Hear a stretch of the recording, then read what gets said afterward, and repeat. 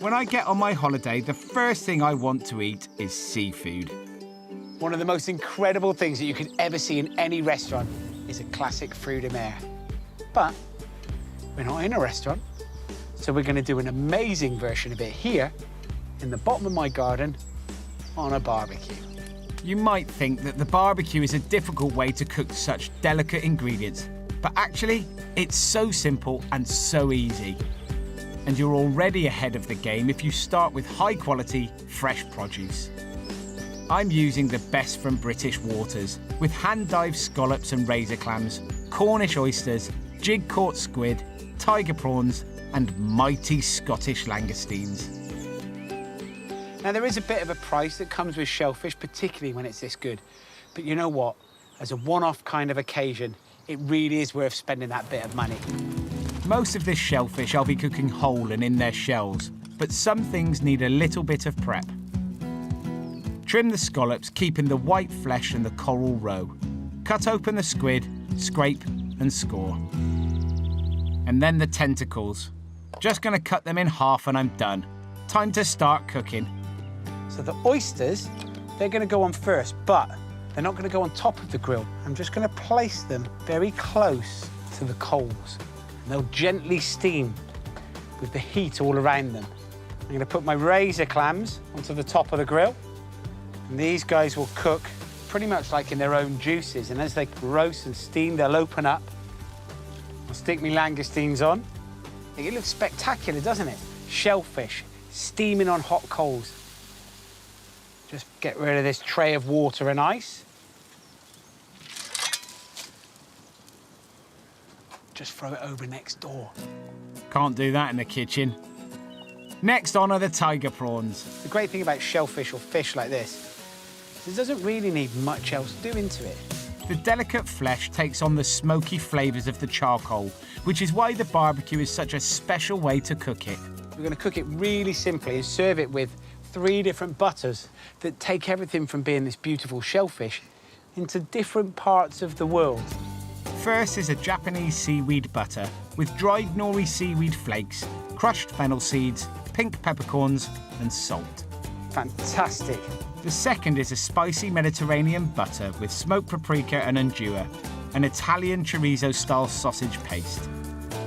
That butter is the most vibrant red. It's incredible. And the final butter is Thai-inspired with chopped coriander, fish sauce, lemongrass paste and a finely chopped bird's eye chilli. You do not want big chunks of this, all right? It will blow your mind. I'll randomly brush each piece with one of the butters and your guests can take their pick. A bit of a seafood lucky dip. And first to brush are the oysters. Just going to turn the langoustines over. The tiger prawns, look at them.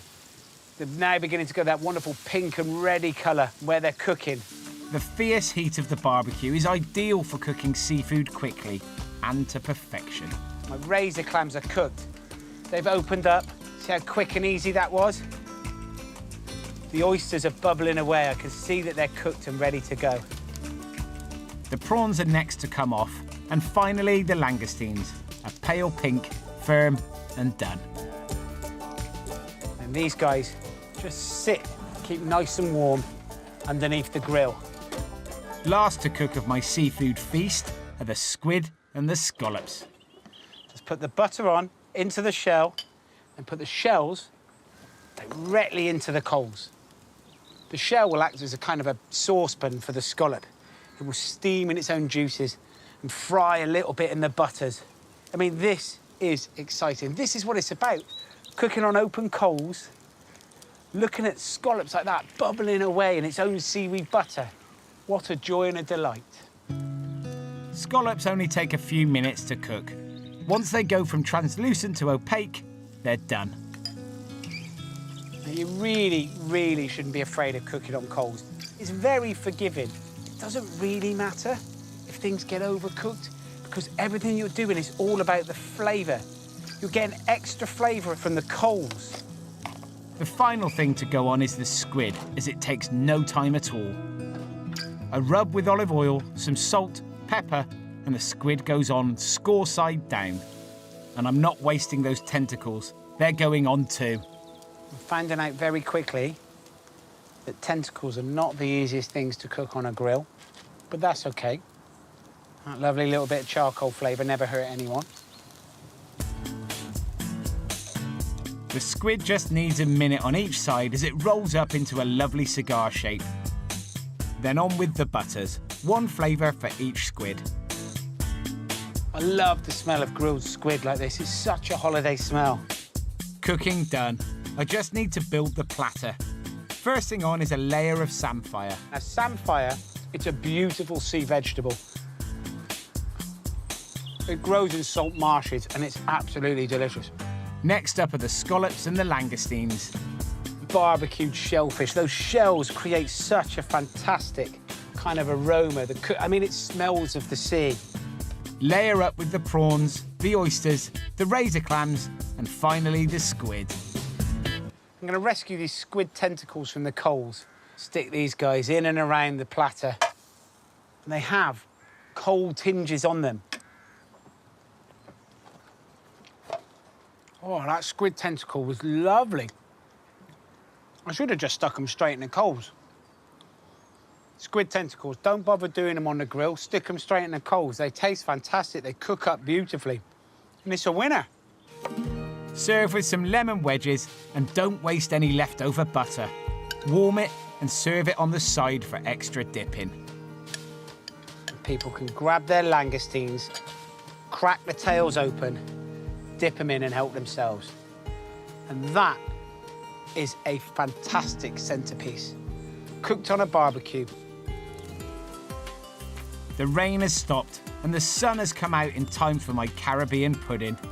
Well, I'm going to be doing grilled pineapple with a lovely, sweet, sticky, very naughty toffee sauce. And I'm cooking this on my fire pit. If you're going to cook a dessert on a barbecue, you've got to make sure that it's quite simple, because I haven't got any of the KitchenAid equipment. I haven't got an oven. I've just got a hot surface with some coals. And my dessert really is super simple. I've got here a pineapple, and I've kept the leaves on it, and I've trimmed up all the outer skin. To give it a basting as I roast it, I want to create a lovely nutty butter. So in here, I have 80 grams of butter, and I'm just going to put that on to get hot. And whilst that's melting down, I'll start my other sauce, the naughty rum caramel. That starts with 130 grams of dark muscovado sugar, 30 grams of butter, and then 150 mils of double cream. Over a gentle heat, that will turn into a rich, sweet caramel. I'm turning this into a delicious salted caramel with lots of flaky sea salt. And to give it its Caribbean flavour, a good glug of dark rum. And that's it.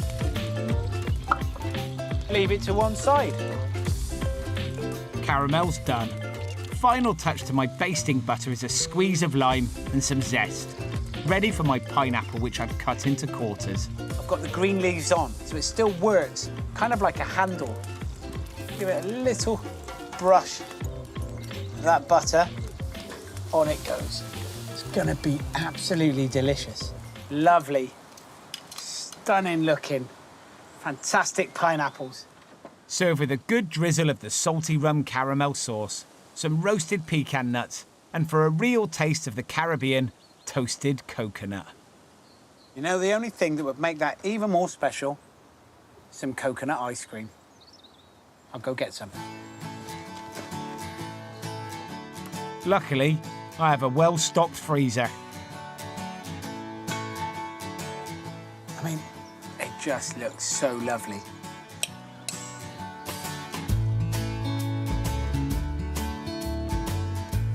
The warm pineapple, super sweet, super amazing. That sauce is great. The one thing that really does bring this to life is that limey butter that's been basted all over it. What a special ending to a very special meal.